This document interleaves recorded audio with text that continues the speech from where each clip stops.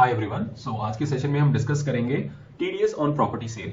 जब आप प्रॉपर्टी को परचेज करते हैं और प्रॉपर्टी की वैल्यू 50 लाख से ज्यादा है, उस समय आपको 1% टीडीएस डिडक्ट करना है और गवर्नमेंट को पे करना है। तो इसका सिंपल सा एक प्रोसेस है। आपको इनकम टैक्स की वेबसाइट पर आ जाना है, पोर्टल पर आना है और इसके बाद आपको यहाँ पे लॉग इन कर लेना है। आप अपना पैन नंबर और पासवर्ड के साथ यहाँ पे लॉग इन कीजिए। लॉग इन करने के बाद आपको ई फाइल ई पे टैक्सेस पर क्लिक करना है। यहाँ पर आप न्यू पेमेंट पर क्लिक करेंगे और आप देख पा रहे हैं यहाँ पे TDS on sale of property 26 QB proceed पर आपको क्लिक करना है। यहाँ पर आपकी पूरी बेसिक डिटेल्स रिफ्लेक्ट करेगी। यहाँ पर आपको whether more than one buyer yes या नो पर आप क्लिक कर सकते हैं। अगर ज्यादा बायर्स हैं तो आप यस कर दीजिए, अदरवाइज नो पर क्लिक कर दीजिए। इसके बाद आप यहाँ पर कंटिन्यू पर क्लिक करेंगे। जब आप कंटिन्यू पर क्लिक करेंगे तो शायद ये आपको नेक्स्ट स्टेप पर नहीं लेके जाएगा। ऐसी सिचुएशन में आप प्रोफाइल में जाइए और अपनी प्रोफाइल को अपडेट कर दीजिए, वापस आइए। अब आपका कंटिन्यू वर्क करेगा। इस टैब में आप देख सकते हैं पैन ऑफ सेलर। तो जिस भी सेलर से आप परचेज कर रहे हैं उसका पैन कंफर्म कीजिए। आधार नंबर है तो डालिए, कंपनी है तो नहीं डाल पाएंगे।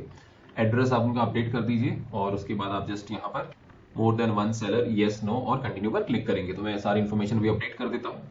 मैंने डिटेल्स फिल कर दी है। अब मैं यहाँ पे कंटिन्यू पर क्लिक कर रहा हूँ। देखिए अब इस स्टेप पे आपको टाइप ऑफ प्रॉपर्टी लैंड है या फिर ये बिल्डिंग है, like shop, apartments, flat, bungalows etcetera. तो आपको अकॉर्डिंगली आप ये ऑप्शन चूज कर सकते हैं।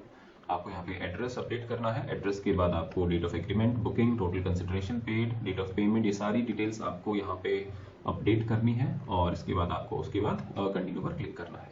यहाँ पर एक बहुत ही इंपॉर्टेंट पॉइंट मैं बताना चाहूंगा जहाँ पे लिखा भी हुआ है, please note that the sellers pan is inoperative.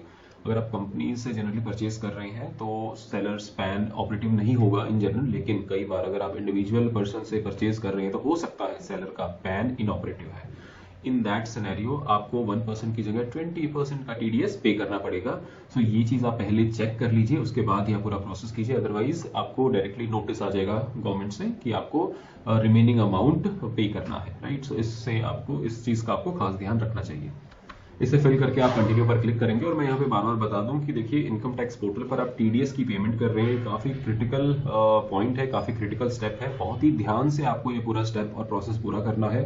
अगर एक बार में आपको प्रोसेस नहीं समझ में आता है तो मैं कहूंगा कि आप वीडियो को पॉज कीजिए, समझिए और उसके बाद ही प्रोसेस को कंप्लीट कीजिए।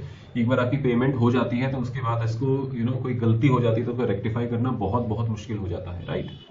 पूरी इन्फॉर्मेशन अपडेट करने के बाद आपको यहाँ कंटिन्यू पर क्लिक करना है। यहाँ पर आपको जो भी process net banking, debit card, paid counter, RTGS, payment gateway, UPI, जो भी आपको यूज करना है पेमेंट मेथड वो आप यूज कर सकते हैं। तो मैं यहाँ पे पेमेंट गेटवे यूज कर लेता हूँ। It is very simple. और जो भी आपको बैंक पसंद है उसका आप यहाँ पे पेमेंट कर सकते हैं। फॉर एग्जाम्पल अगर मैं एचडीएफसी यूज करता हूँ।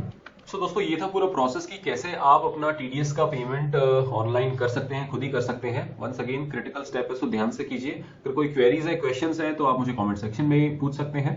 अगर आप हमसे कांटेक्ट करना चाहते हैं तो उसकी डिटेल्स भी आपको डिस्क्रिप्शन में मिल जाएगी।